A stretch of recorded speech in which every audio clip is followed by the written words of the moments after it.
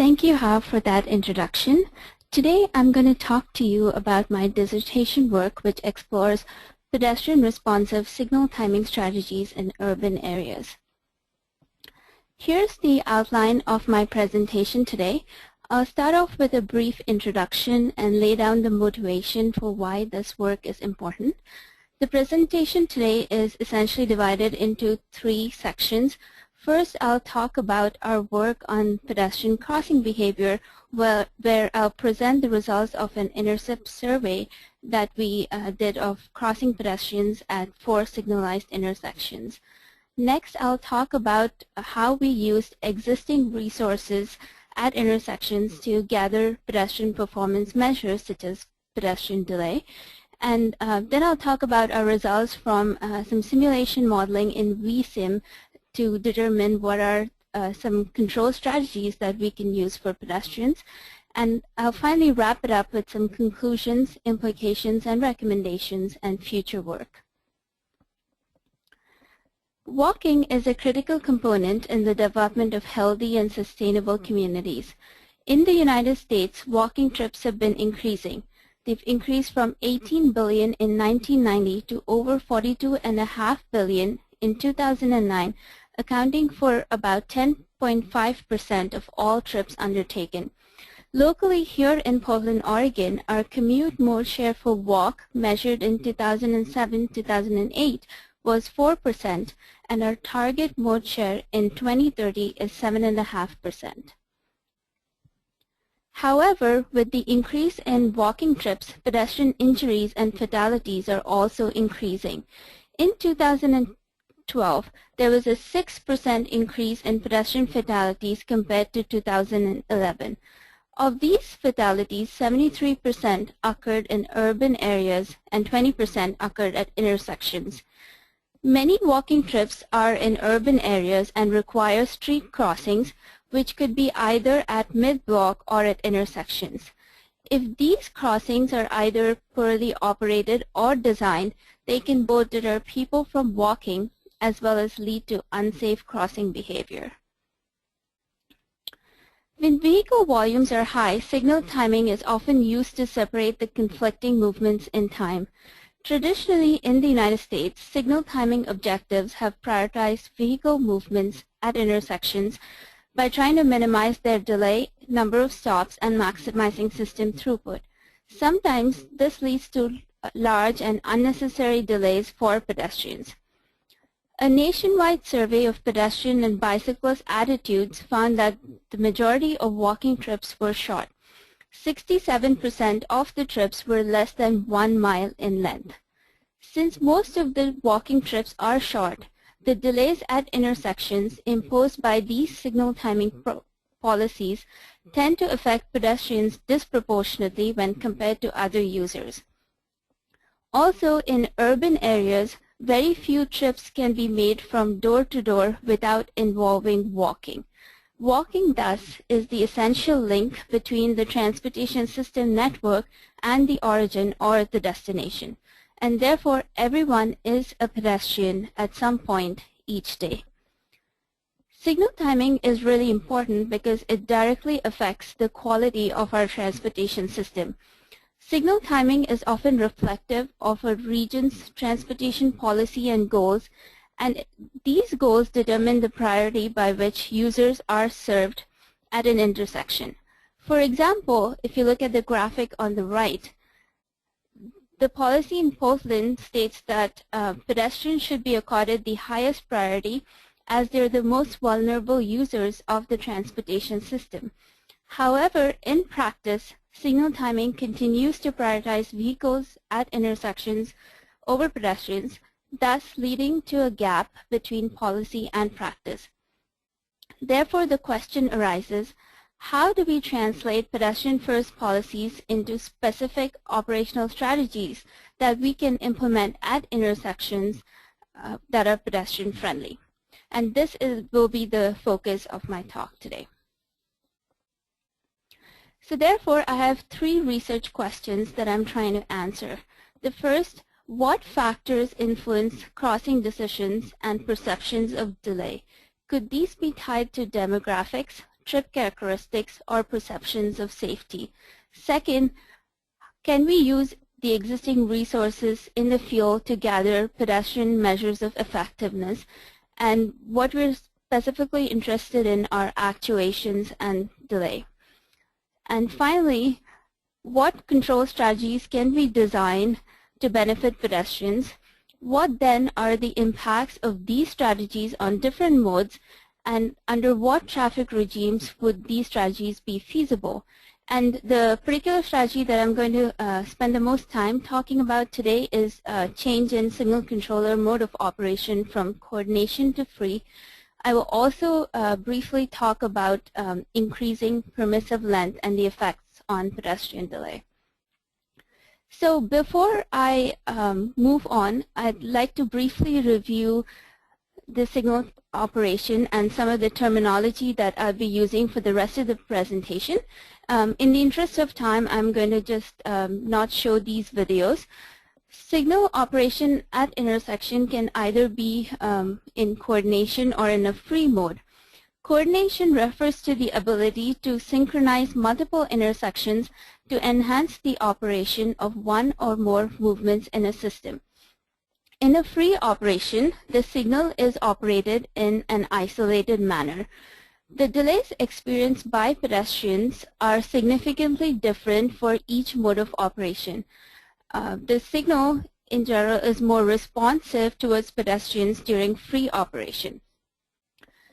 At intersections, pedestrians are also detected in two different ways. When pedestrian phase is recalled, it implies that the pedestrian phase is served every cycle irrespective of demand, and in actuated mode, the pedestrians have to push a button for the phase to be served. So moving on to the first research question, I'd like to briefly review the existing literature on crossing behavior. Most studies have tried to determine the factors that can predict a person's behavior with respect to signal compliance. Many studies have established a link between compliance and traffic conflicts, leading to increased exposure. Ziegler found a correlation between ped crashes and signal violations, and his study showed that 42% of the pedestrians were struck while violating signal indications. Essentially, the factors affecting compliance can be divided into three main categories. With demographics, age, gender, and group status are significant. With respect to age, many studies have found that older pedestrians are likely to endure higher waiting times than younger pedestrians. Males are also associated with higher levels of non-compliance than females, and presence of a group was found to impact compliance in two ways. If there are pedestrians already waiting at an intersection, then an approaching pedestrian is more likely to wait at the intersection due to social norms. On the other hand, pedestrians walking in groups are also likely to non-comply at a higher rate. Many crossing characteristics also affect crossing behavior. Delay is a key factor. Many studies have shown that when delays exceed 30 seconds, they can lead to frustration and increased risk-taking behaviors. Studies have also shown that people's perceptions of waiting time were longer than their actual waiting time. Traffic volumes also impact compliance, with higher volumes acting as a deterrent against non-compliance. Compliance was also impacted by pedestrian infrastructure. Studies have shown that providing auditory or visual feedback to the pedestrian increased compliance. And studies have also shown that if the pedestrians have pushed the button, they're more likely to wait at the intersections. While most studies have explored attitudes and perceptions regarding compliance, there is a gap in regarding the role of perceived safety in crossing decisions. Also, no studies have looked at the perception of delay and the factors affecting it. So in order to address these gaps, we administered an intercept survey to crossing pedestrians at 4 signalized locations in Portland. Prior to the actual survey, we conducted a pilot survey on Portland State University's campus. The purpose of the pilot was to test our wording of questions. We also wanted to test different instruments. Here we were testing paper versus tablet. We also wanted to test our recruiting strategies, and the pilot also served to train the survey staff. Based on our experiences with the pilot survey, we adopted tablet as the instrument for the actual survey because the tablet was easier to use. It was faster to administer the survey with the tablet, and people in general had a more favorable perception of taking the survey when using the tablet versus taking it with the paper. The survey was designed to be fairly short. It was a total of 11 questions, and it took less than 5 minutes to complete. To keep it short, the surveyor entered certain information such as gender, location, whether the respondent was in a group, and presence of children along with the respondent on the trip after the respondent completed the survey. We chose 4 locations to administer our survey. 2 of them were along Northeast Multnomah Street in Northeast Portland. These locations were chosen because of high pedestrian activity at these intersections. The other 2 locations were on Sandy Boulevard, again in Northeast Portland, and these were the intersections of 39th and 43rd. These locations also showed some variability in terms of pedestrian detection. 2 of the intersections were recalled for the side street pedestrian faces, and at the other 2 intersections, the pedestrian faces were actuated. The data for the survey was collected during May of 2013, and at each of these intersections, the surveys were administered during the AM peak periods as well as the noon hour. 3 surveyors were present at each location, 1 to record the number of crossing pedestrians and 2 to administer their surveys. A total of 529 people were solicited to participate in the survey. Out of these, 367 agreed to participate and 162 refused.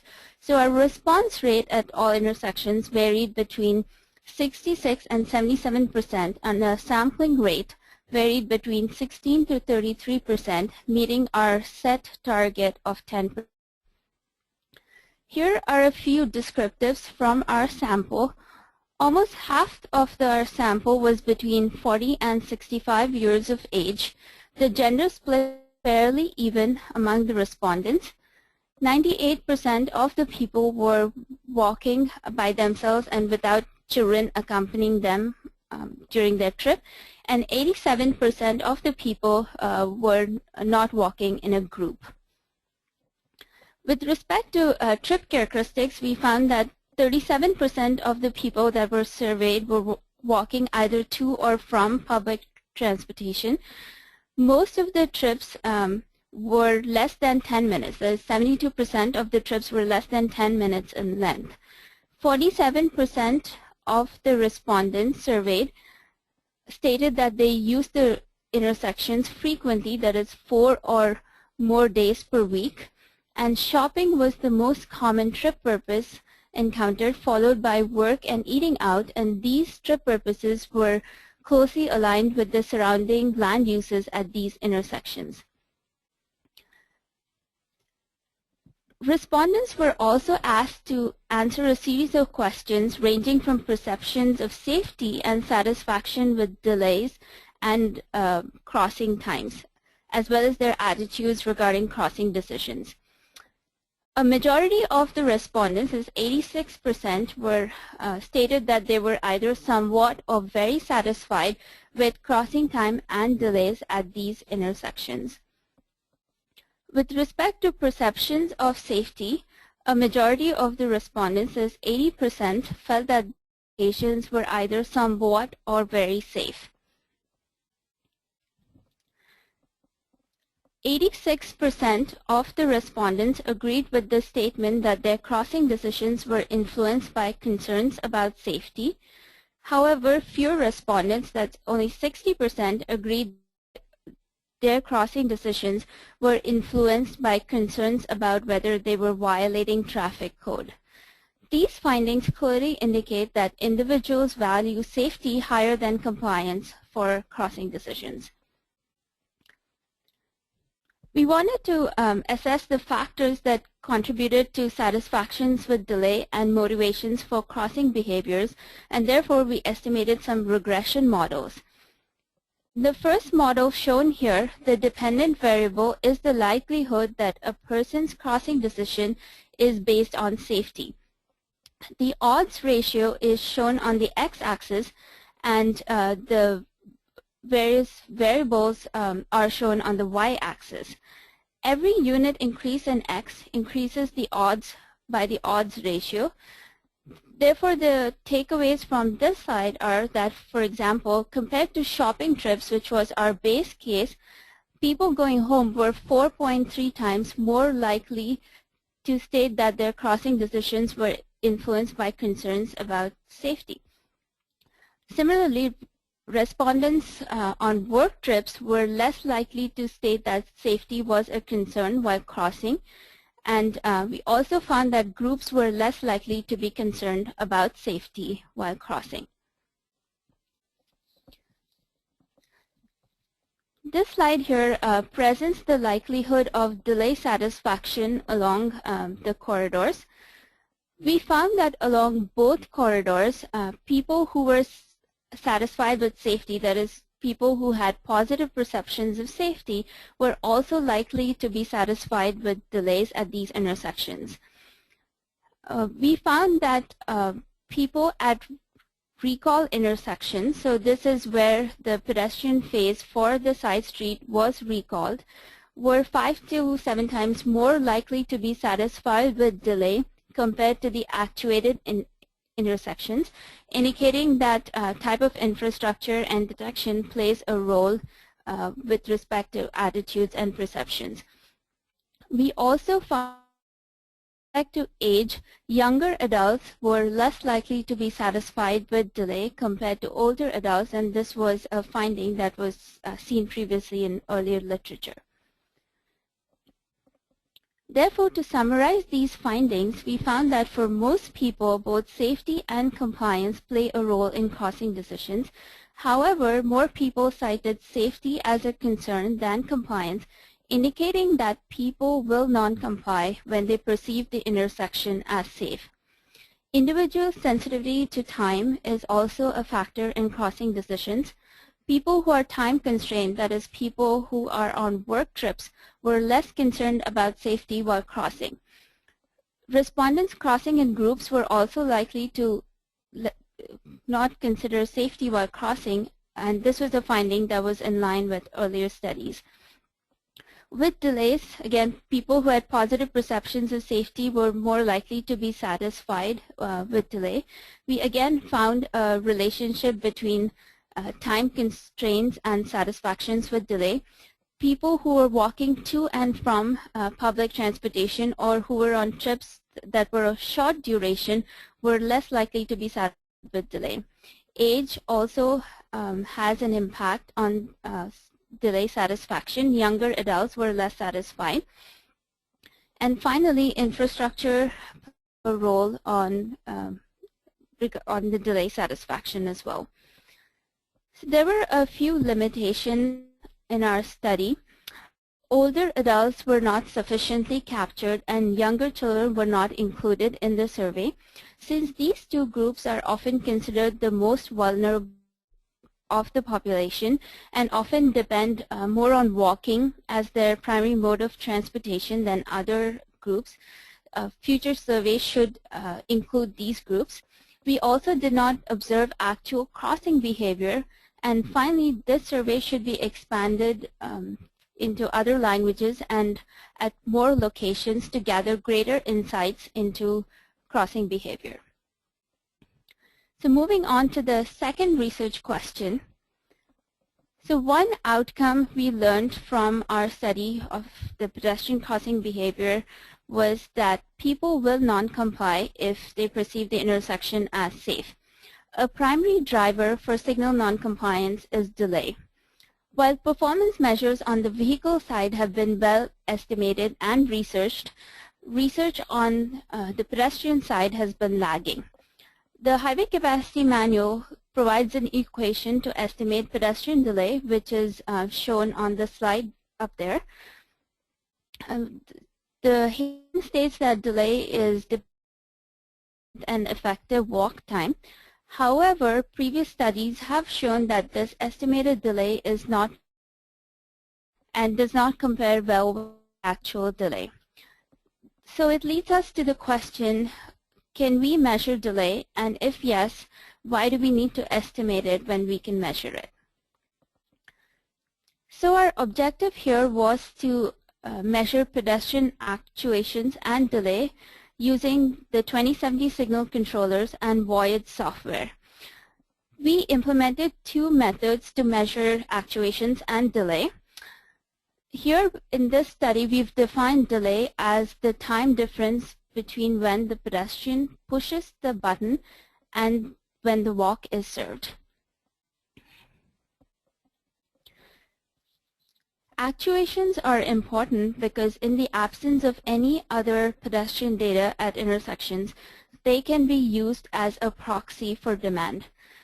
Here are some plots that show trends in actuations and delay. The plot on the top left shows the trends in actuations during one day at one intersection, and this is Division and 8 in Portland. Here from the graph, we see that the actuations are higher during the middle part of the day, indicating that pedestrian activity is higher during the day and lower during the peak periods. On the top right, you can see the delays that we are measuring. And here we've classified the delays into 3 bins. And these delays here can be used by engineers to assess if they're exceeding certain thresholds and to take suitable action if necessary. At this intersection, we see that a lot of the actuations have delays greater than 40 seconds. And at the bottom, we see a timeline of pedestrian actuations for one entire year. And for the most part, these actuations are fairly consistent. So moving on to the third research question, we want to understand the impacts of one control strategy in particular, that is change in operation from coordinated to free, and when we want to implement it. So just to review the existing studies, in terms of delay optimization, most studies have focused on reducing vehicle delay, and there have been very few studies that have focused on optimizing signal timing for pedestrians. Generally, these efforts can be classified into either analytical or simulation methods. On the analytical side, showed that if we just consider vehicle delays and ignore pedestrian delays, that may not be the most cost-effective solution, as the travel time delay costs to pedestrians are significant. On the simulation side, there have been a few studies that have looked at optimizing signal timing parameters such as offsets, cycle length, and phasing. However, a gap exists in that no studies have looked at impacts resulting from change in mode of operation from coordinated to free. So simulation models are typically used to analyze traffic flows in a network. These can be multimodal in nature and are typically used to model the interactions between various modes in a network. For our analysis, we use vSim, which is a micro-simulation model, and this model typically has inputs such as network geometry, traffic volumes, speeds, and signal timing. In vSim, we use the RBC controller, that's the ring barrier controller, and the typical outputs from a simulation model are queue lengths, delays, and travel times. So in order to understand the impacts using microsimulation software vSim, we chose a network of 3 signals, and these were again on the northeast Multnomah street that I described earlier. These were the intersections of 11th, 13th, and 15th. These intersections were chosen because of heavy pedestrian activity at these intersections. In the base condition, the signals are coordinated and they have the new 2070 signal controllers. Simulation models are data hungry, so they require large amounts of data to produce output. For the simulation model, we collected vehicle and bicycle volumes using pneumatic tube counters at 5 locations along this corridor. And for the pedestrian volumes, these were collected manually. The other necessary inputs, such as speeds and signal timings, were gathered from the city of Portland and Transway. So we chose 3 time periods for analysis: the traditional AM and PM peak periods, as well as the noon hour, which is often characterized by low vehicle volumes but higher pedestrian volumes. 3 time-of-day models were run in vSim. The plot here on the top left shows the overall network volume across the time periods, as well as volumes across the different modes.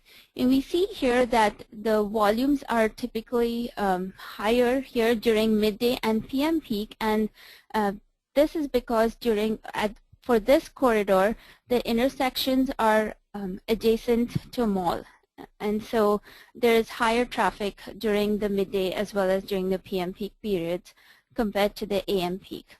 And we found that the pedestrian volume was highest during the midday. On the bottom right here are average delays per person, and these are again across all modes for the 3 time periods. We found that overall average delays per person are the highest during midday, and as you can see from the graph, pedestrian delay is higher compared to auto delays for all time periods. So we wanted to test the feasibility regimes for change in signal controller mode of operation from coordinated to free, and network, which is based on the calibrated Multnomah Street network. There were a few changes that we made in the network. The primary ones related to the flows. The flows for the pedestrian and vehicle volumes were varied in 3 ranges of high, medium, and low. For the vehicles, these corresponded to the volume to capacity ratios for the major street through movements. So for example, if for the low scenario, we chose the vehicle volume such that the volume to capacity ratios for the major street were less than 0.3. The pedestrian phases or the pedestrian volumes were chosen such that they corresponded to the pedestrian phase frequency. So in the low scenario again, the pedestrian volumes were chosen such that for a given time period, the pedestrian phase appears less than 30% of the time. So for example, if you're choosing an hour for simulation, the walk comes up less than 30% of the time. We constructed a total of 18 different scenarios using different combinations of pedestrian and vehicle volumes, and there were 9 for each mode of operation. And for each scenario, we constructed 10 model runs. So moving on to the results, the resulting simulation outputs were analyzed and performance metrics were extracted. Average delay was the metric that we used to assess the performance of coordinated and free operation, and the percent change in delay is calculated using the equation at the bottom of the slide. And here the x-axis shows the different scenarios, and here the first word in each of the labels refers to the auto volumes or the vehicle volumes, and the second word refers to the pedestrian volumes. So low scenario implies it's a low auto volume, low pedestrian volume scenario.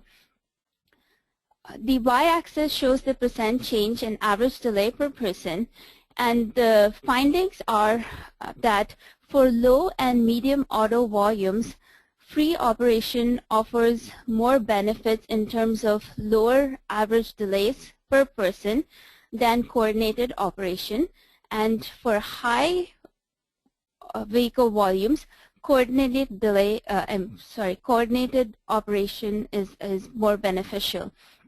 And I just want to note that if you are looking at average delays per person across all modes, so this is not just pedestrian delay, but we are looking at combination of vehicle, pedestrian, and bicycle delays.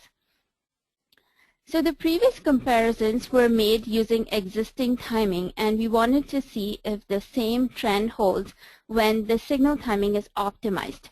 So we performed two kinds of optimization. In the first scenario, we optimized splits and offsets while keeping the cycle length constant at 80 seconds. We reran the simulation and performed similar analysis, and our findings and trends were similar to what we saw earlier, that for low and medium auto volumes, free operation offers greater benefits in terms of lower average delays per person. And for higher volumes, coordination is better. In the second optimization procedure, we also optimized cycle lengths in addition to splits and offsets. Here we are just looking at the extreme scenarios, and this is the plot on the bottom of the screen. For the low scenario, a 70-second cycle length was chosen by Bistro, and for the high volume scenarios, a 90-second cycle length was chosen. And again, the simulation yielded the same results even with optimization, that there are specific traffic regimes where free operation and coordinated operation are beneficial. One important aspect of coordination is the magnitude of cycle length. Previous studies have shown that PED delay increases as a result of increasing cycle length, and we want to understand here what are the impacts on pedestrian delay as well as all the other modes. So we chose a cycle length of 120 seconds and reran the simulation for these three options. So we had a cycle length of 80 seconds, 120 seconds, and free operation. And we are comparing, we're looking at the low auto, low PED, and the high auto, high PED scenarios. So these are the extreme scenarios, if you will. So we essentially found similar results as previous studies, that higher cycle lengths affect pedestrians adversely. So the big takeaway from this slide is that if we want to stay in coordination, we want to try and keep our cycle lengths as low as possible so as to not adversely affect pedestrians. The next step in our analysis was to test the transferability of our findings. So we had these findings on one corridor, and we wanted to understand if these are reproducible when we use a different corridor and different volumes. So we chose Division Street as our case study. This is a major arterial corridor in the city of Portland, and we again chose 3 intersections for simulation.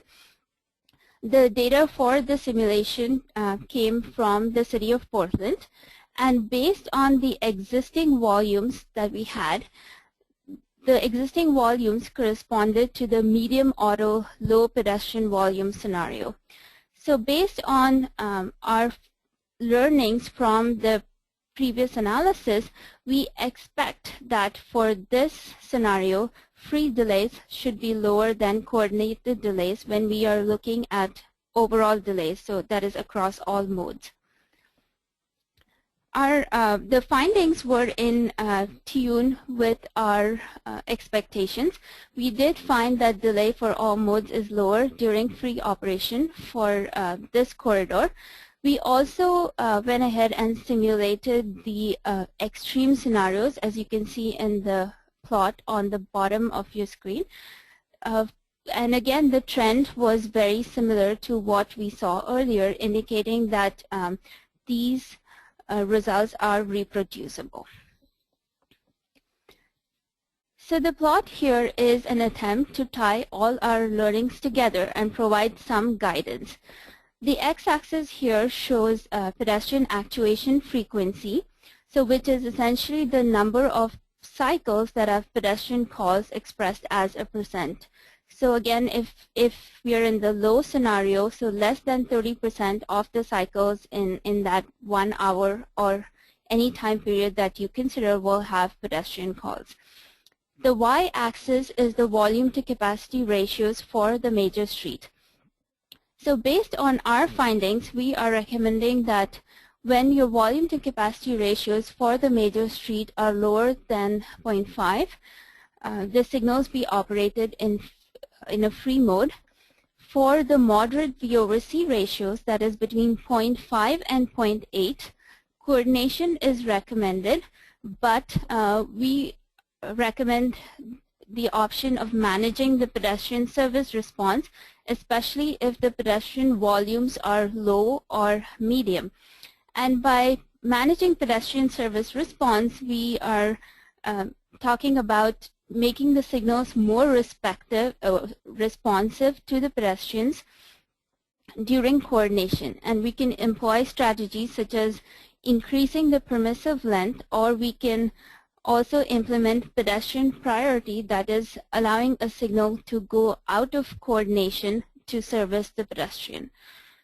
And for V over C is greater than 0.8, or when volumes are approaching capacities, we recommend coordination with short cycle lengths.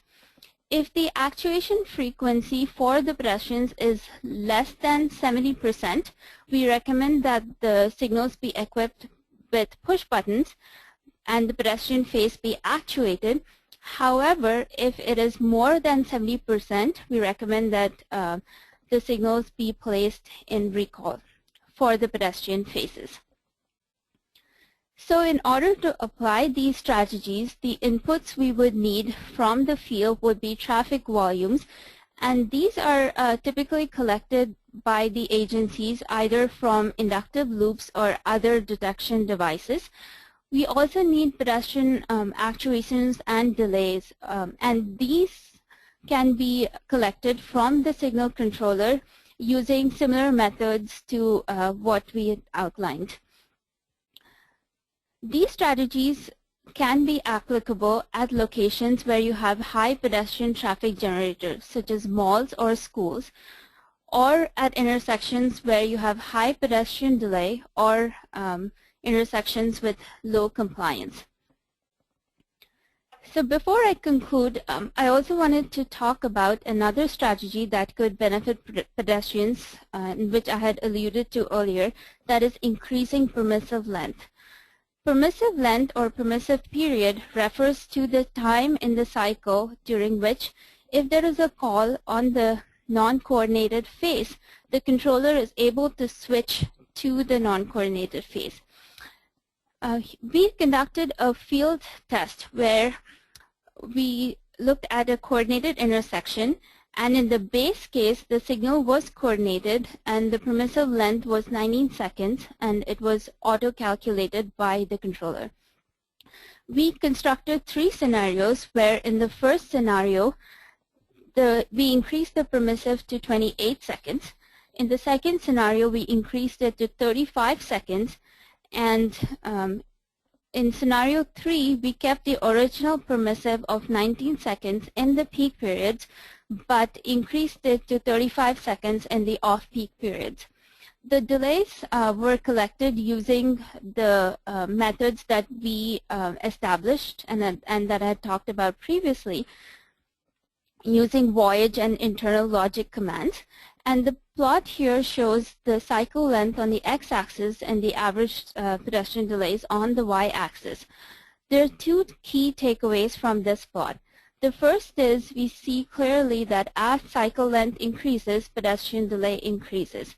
Secondly, we also see that scenario 2 shows the lowest pedestrian delay, and this is the scenario where the highest permissive length was used.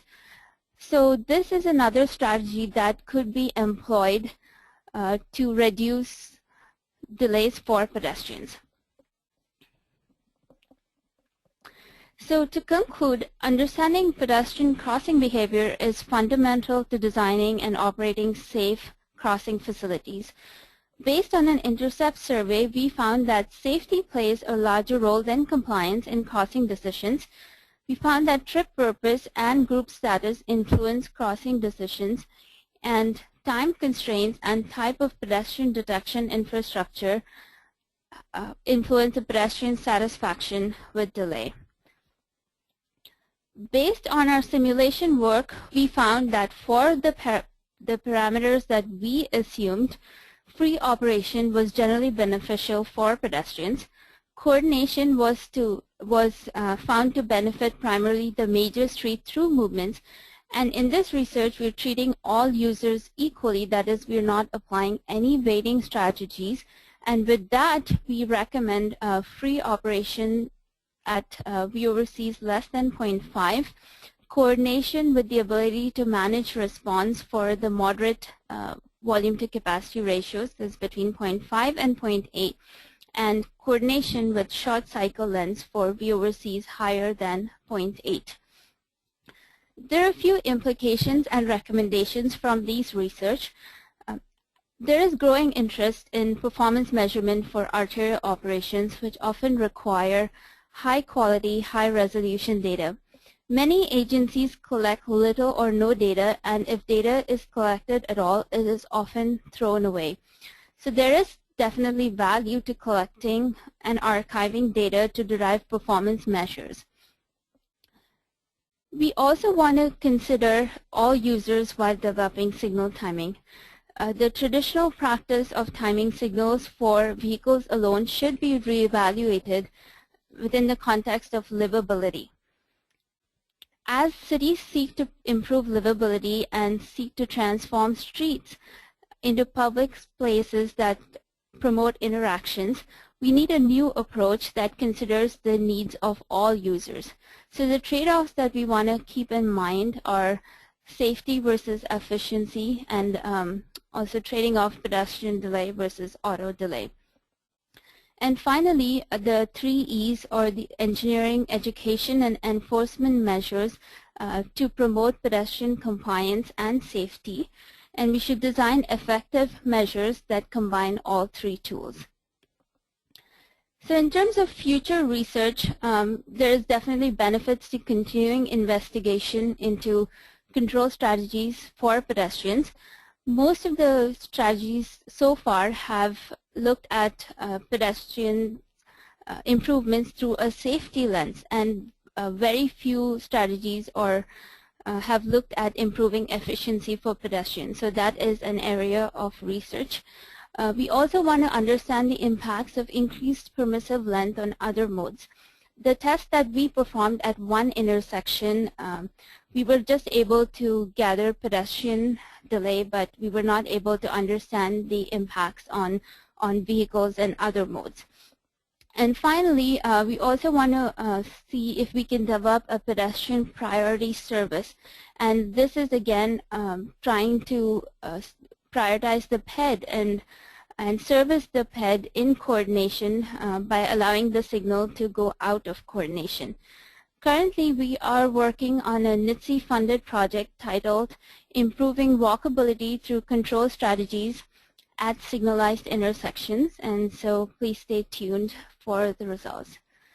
With that, I'd like to thank you all for your time. Thank you to NITC and IBPI for providing me the opportunity to present today.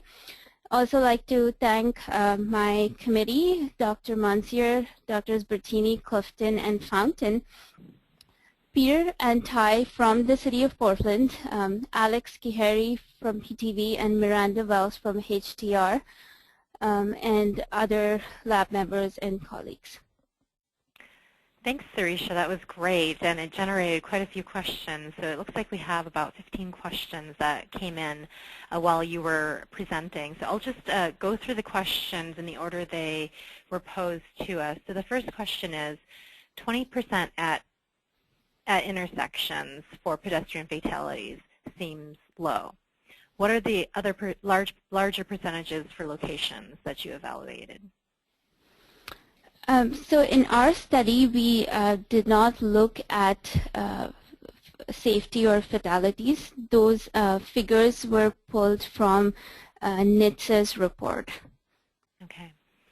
And then the next one is, what pedestrian crossing rate is used in Portland? Pedestrian crossing rate, I'm not exactly need more clarification on that. Yes. Yeah. So yeah. Mark, if you are still tuning in, if you can clarify that question, I can re-ask that of Sirisha. So the next one is in regards to slide 24. Does the PED actuation include multiple pushes of a button before walk is served? So we implemented internal logic that allows us to enable a latch to come on when the first time the button is pushed, and then the latch stays on until the walk is served. So essentially we are looking at just one actuation per cycle. Great. And then in slide 32, what is the cutoff identifying high vehicle volumes?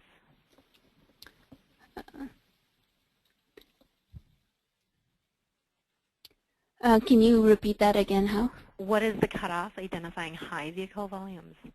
Oh, high vehicle volumes. So we, the high vehicle volumes were based on the volume to capacity ratios. So we looked at the volumes. Our volume to capacity ratios were greater than I think 0.7 to 1. So the volumes, I can't exactly remember, but I'll have to get back to you on that for the exact value. But it was based on the volume to capacity ratios of greater than 0.7. Okay, great. And then based on the 10 runs per scenario, were all percent changes in delay per person actually statistically significant? Yes. Okay. Okay, the next one is, how do we reconcile the need for longer walk times for older pedestrians and the benefits of shortening cycle lengths? Strategies for that?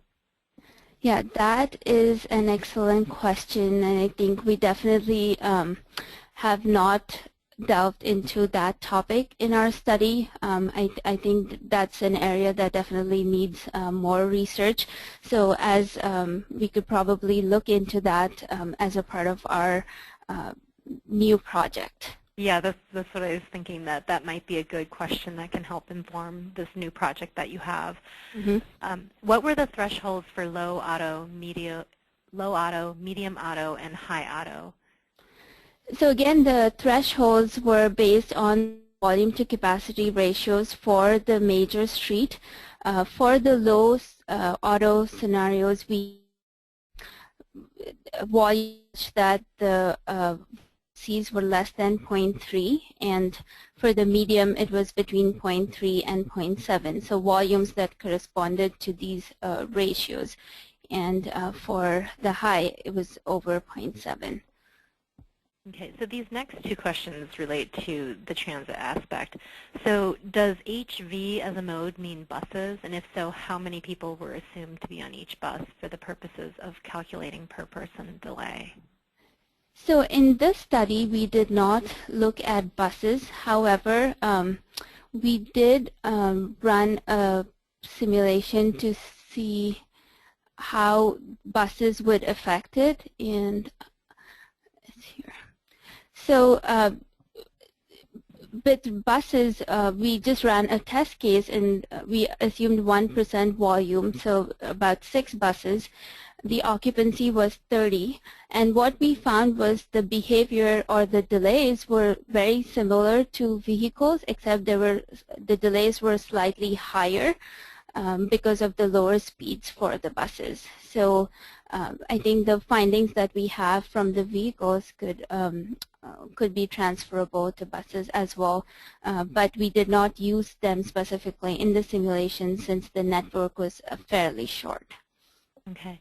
And then have you equated bus stop location in your analysis, for example, near side versus far side? As I just said, we did not use buses in the simulation, so we did not look at bus stops at all. But that would be an interesting question for future research. Okay. And then what do you mean by, what did you mean managed response for pedestrians? And this was in one of your later slides in the 20s, I believe. Right. So by managing pedestrian response, I meant that we could look at strategies in the area where the vehicle volumes are high, but they're not that high that so there's sort of a moderate region, and the pedestrian volumes are either low or medium. So we could implement pedestrian-friendly strategies while staying in coordination. We could, as I showed in the slide later, we could implement permissive length increases, which would pedestrian delay while staying in coordination, or we could also consider implementing pedestrian priority, that by allowing the signal to go out of coordination, that will have effects on vehicles, but the vehicle volume is still not reaching capacity. So if we wanted to prioritize pedestrians and look at strategies from a pedestrian lens, that's what we would do to manage pedestrian service response. Okay, great. Many crossings on busy streets have little or no traffic control. What type of research is being done to understand pedestrian delay at unmarked intersections or crosswalks, or intersections or crosswalks with little traffic control?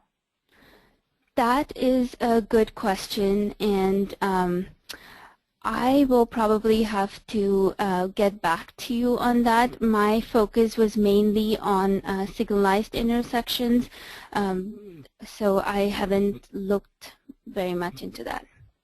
Sure. And then where can we find info on getting PED delay measures out of Voyage 2070?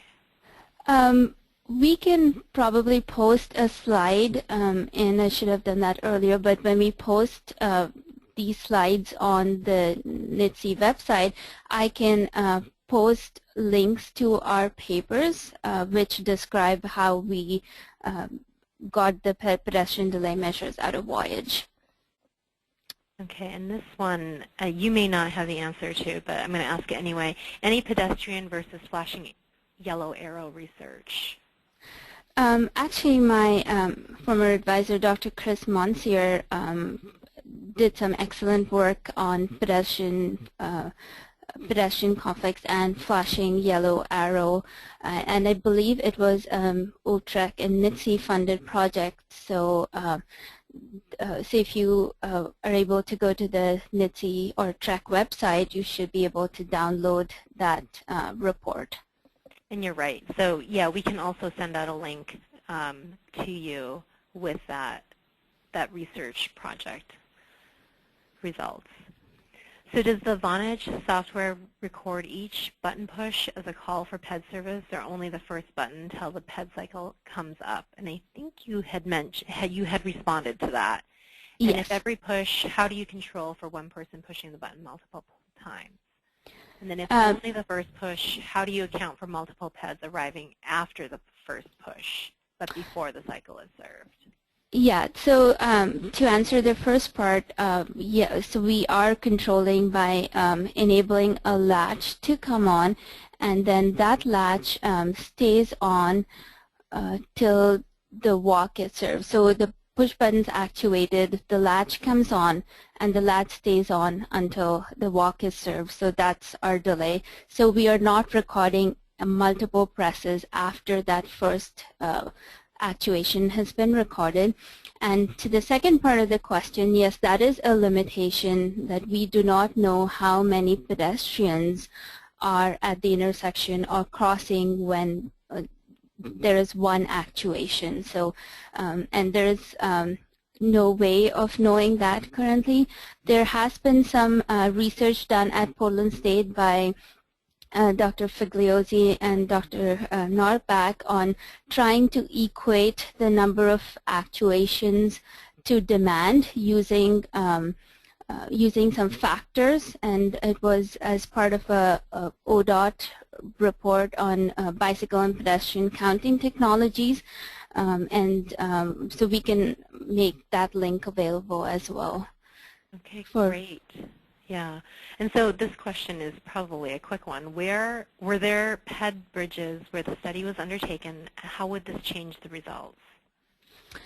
No, there were no PED bridges. We were looking at traditional intersections with crosswalks, and as to how it would change the results, I will have to, I think, look at maybe conduct another study to look into that.